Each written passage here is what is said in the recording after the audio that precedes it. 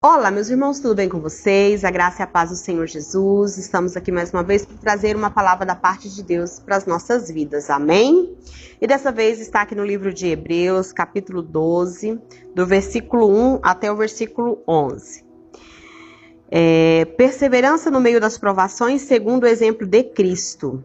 Portanto, nós também, pois que estamos rodeados de uma tão grande nuvem de testemunhas, deixemos todo o embaraço e o pecado que tão de perto nos rodeia e corramos com paciência a carreira que nos está proposta, olhando para Jesus, autor e consumador da fé, o qual, pelo gozo que lhe estava proposto, suportou a cruz, desprezando a afronta e assentou-se à destra do trono de Deus.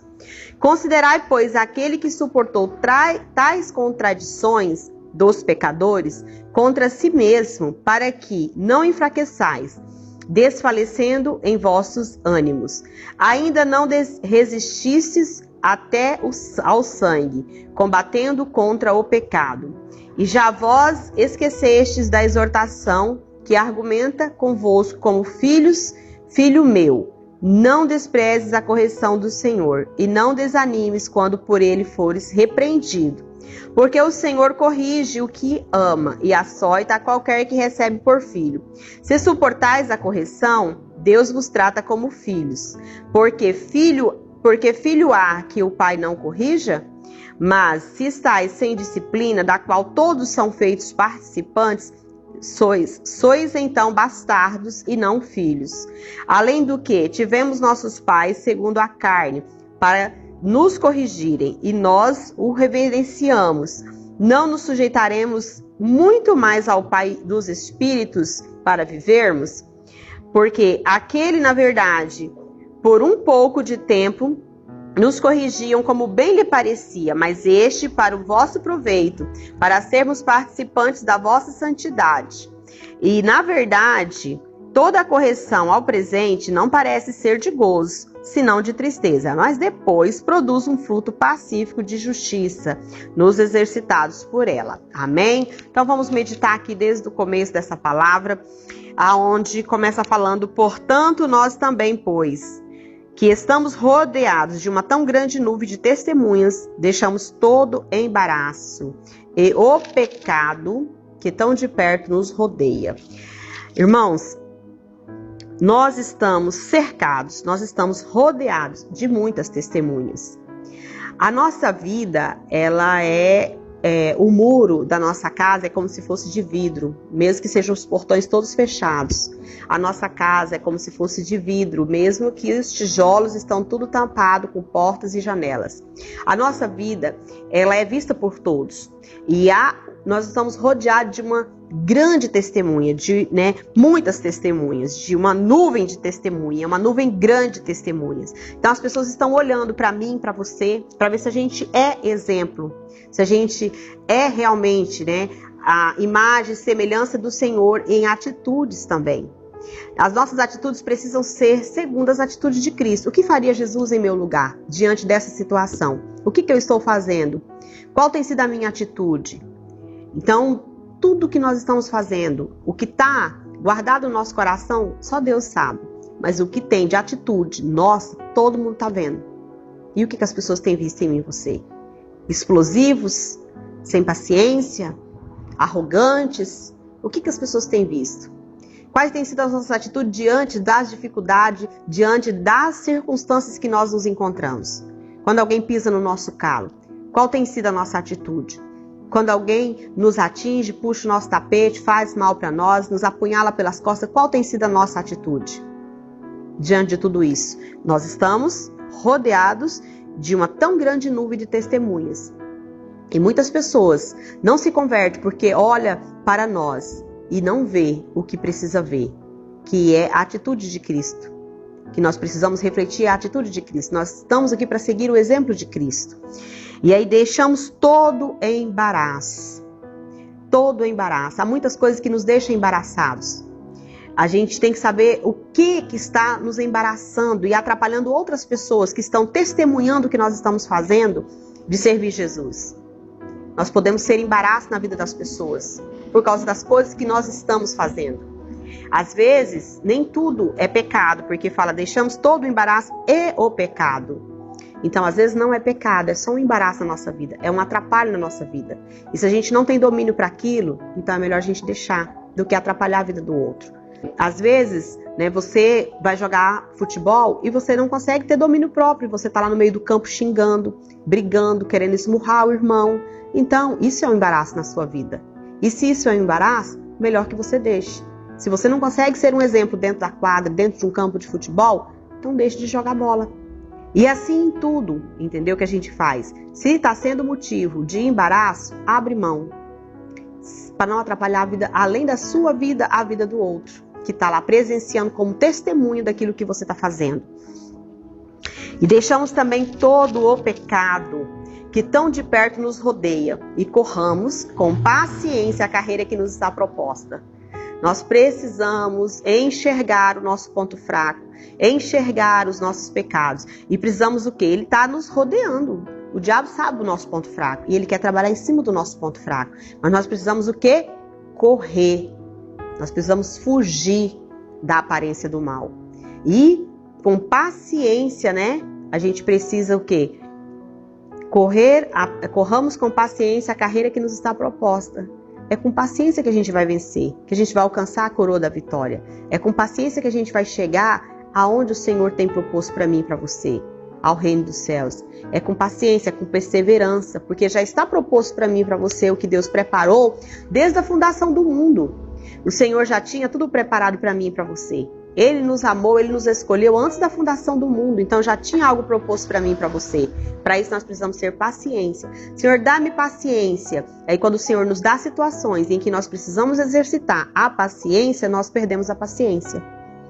Então, nós precisamos entender que para o Senhor nos dar paciência, vai haver circunstâncias em que nós seremos provados para ter paciência. Então, quando a gente pede paciência para o Senhor, saiba que a paciência vai vir através das circunstâncias que nos leva a ter paciência ou perder a paciência, que a gente possa estar atento e quando essas circunstâncias vierem, a gente possa entender que é para eu ter paciência, que é para eu perseverar. Olhando para Jesus, autor e consumador da nossa fé, o qual, pelo gozo que estava proposto, suportou a cruz, desprezando a afronta e assentou-se à destra do trono de Deus. Jesus não queria. Jesus não tinha, se fosse por ele mesmo, a alegria e o desejo de falar, eu quero morrer numa cruz. Ele disse, Pai, se for possível, faça de mim esse cálice. Mas depois ele disse, não faça a minha vontade, mas a do Senhor. Então, a vontade do Senhor que prevalece. E muitas das vezes nós não conseguimos fazer a oração de Jesus. Diante das circunstâncias, nós queremos que Deus faça o que nós queremos. Né? E ele suportou tudo isso por mim e por você, para que hoje nós tivéssemos a oportunidade, né, de pedir perdão para o Senhor, se arrepender, se converter dos seus maus caminhos, viver uma vida em Cristo e ter a salvação e ter a vida eterna e morar com ele no reino dos céus. Considerai, pois, aquele que suportou tais contradições dos pecados contra si mesmo, para que não enfraqueçais, desfalecendo em vossos ânimos. Então, às vezes a gente quer desfalecer, a gente quer enfraquecer diante das circunstâncias, mas lembre-se que há Jesus Cristo de Nazaré, que morreu no meu e no seu lugar, que já levou todas as nossas dores, que com ele nós somos mais que vencedores. Lembre-se disso e não desfaleça, não desanime. Talvez hoje você se encontre desanimado, talvez a situação que você se encontra vai falar, pastora, você não tem noção do que eu estou passando, do que está acontecendo na minha vida, mas não desfaleça, confia no Senhor. Com Cristo nós somos mais do que vencedores. Tende bom ânimo. Ainda não resististes até o sangue, combatendo contra o pecado. Então, às vezes lutou pouca coisa, a gente acha que lutou demais. Eu não consigo, eu não vou conseguir vencer esse pecado. Sozinho você não dá conta. Mas com Jesus você vence a droga, você vence a prostituição, você vence o adultério, você vence a bebida, o álcool, o que tiver na sua vida, você consegue vencer o vício do jogo. Tem destruído famílias esses jogos de hoje em dia. Esse Free Fire que foi enviado de Satanás para o meio da igreja do Senhor, para o meio do povo de Deus, aonde se encontra hoje muitas pessoas vivendo isso que o diabo propôs, sabe? Diante desses jogos, existe hoje muitas pessoas que estão viciadas, estão deixando o tempo de servir o Senhor para servir Satanás através dos jogos. Meu irmão, se você é viciado nesse jogo, clame ao Senhor, porque o Satanás tem roubado a mente das pessoas através desses jogos e tem destruído lares, tem destruído famílias e mais famílias, né, por causa desse vício. Clame ao Senhor que Ele te liberta desse vício também. E diz, né, que Deus nos corrige, né? A palavra do Senhor diz que Deus nos corrige e que Ele corrige porque nos ama como filho, porque o Pai nos corrige. Muitas das vezes o Pai corrige e erra, né? Nós somos falhos, né? E às vezes eu corrigi os meus filhos de forma que não foi boa, não foi certa, mas naquele momento eu achava que era, porque sou falha. Todos nós somos falhos, mas Deus não erra. A forma de corrigir dele não tem erro. E às vezes nós não queremos aceitar a correção de Deus. Nós queremos, né, ensinar Deus o que fazer. Mas Deus sabe de todas as coisas. E Ele diz que no primeiro instante a correção não traz alegria. Então, não se preocupe se você foi corrigido e não se alegrou com a correção. Porque não vai trazer alegria no primeiro instante, senão tristeza. Quem é corrigido fica triste, fica angustiado porque foi corrigido, seja pelo pai, pela mãe, por Deus, por quem foi. Fica triste, mas depois produz um fruto pacífico de justiça nos exercitados por ela. Então, naquelas pessoas que foram corrigidos, depois vai trazer alegria. Depois vai vir a alegria e o entendimento por que foi corrigido. No primeiro instante é normal não sentir alegria. Mas não deixe de aceitar a repreensão, a correção, porque isso nos faz crescer, isso nos faz melhorar, isso é para o nosso bem, é porque Deus nos tem como filhos. Amém?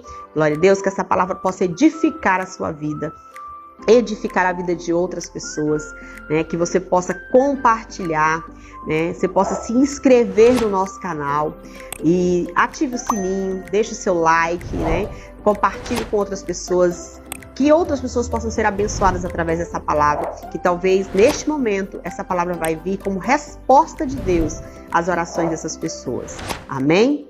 Quero orar por você. Pai, em nome de Jesus, diante da tua presença, Pai, nós te rendemos graças, Senhor, porque o Senhor nos corrige, porque o Senhor nos amou primeiro, porque o teu amor é tão grande para conosco. Senhor, que nós possamos ser exemplo, que nós possamos ser motivo de alegria ao coração do Senhor, que nós possamos, meu Deus, rodeado de tantas testemunhas, Pai, ser o exemplo de Cristo aqui na terra. Que nós venhamos, Pai, nos transformar a cada dia, nos converter a cada dia, e enxergar em nós que precisamos melhorar. E que nós possamos, Pai, mesmo na correção, mesmo com tristeza, aceitar que nós precisamos da correção para o nosso crescimento espiritual, em nome de Jesus. Amém, meu irmão? Fiquem na paz do Senhor, que Deus continue abençoando a vida de vocês e até o próximo vídeo.